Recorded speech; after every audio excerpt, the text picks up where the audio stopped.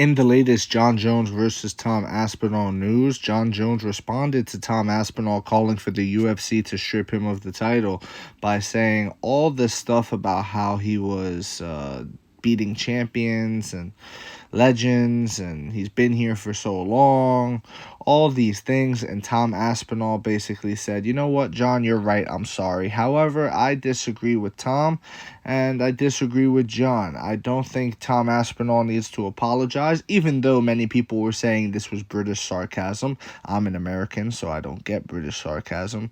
Y'all could have that.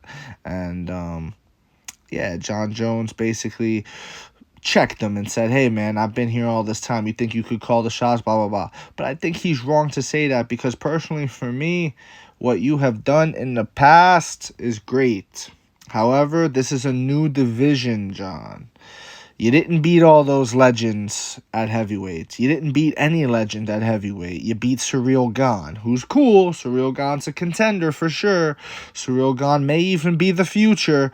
But you didn't beat a legend. You beat Surreal Gone. You beat, you didn't even beat Stipe. You didn't beat Francis.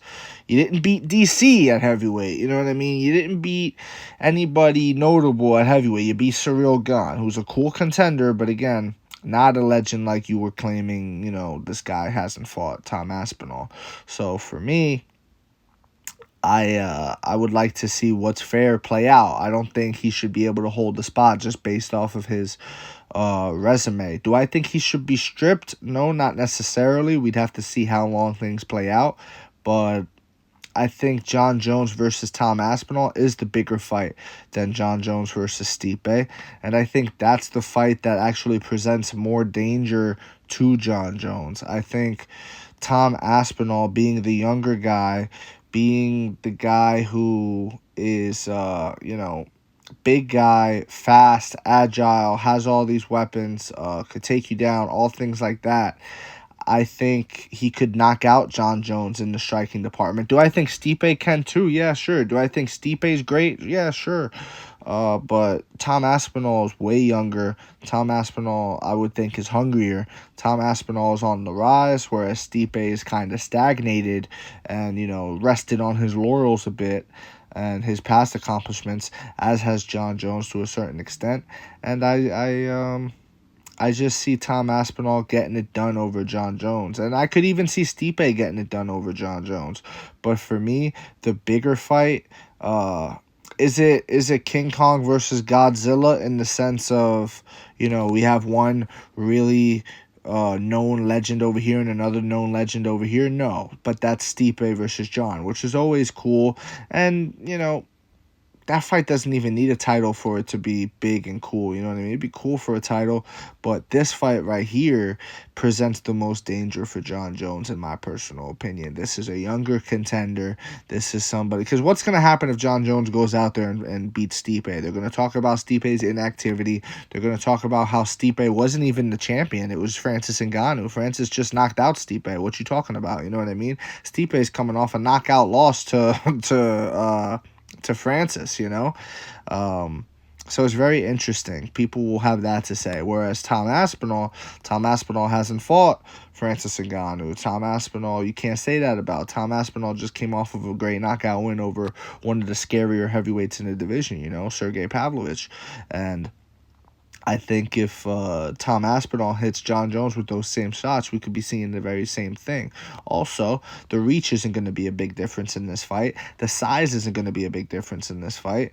And we didn't see much of John Jones' striking against Surreal Gone, but let's be honest, it didn't look great. Even John Jones himself said in the post-fight press conference that he looked goofy out there in the stand-up realm against Surreal Gone. As early as it was, as short as it was, as a glimpse of we got to see of it, John Jones didn't feel comfortable striking with Surreal Gone. That to me is a very much a red flag, because when he gets in there with a guy like Tom Aspinall, you better damn feel comfortable striking, because if you can't, you turn one-dimensional real fast. And what happens if Tom Aspinall doesn't get tapped out in the first round and now we're starting round 2? What happens if Tom Aspinall stops the takedown and we're still going and we're not where you want to be? You want it to be on the floor and you're not comfortable striking, and you got this bad boy over here who's very comfortable striking. He's letting them hands go, okay? And he's letting them fly at your head.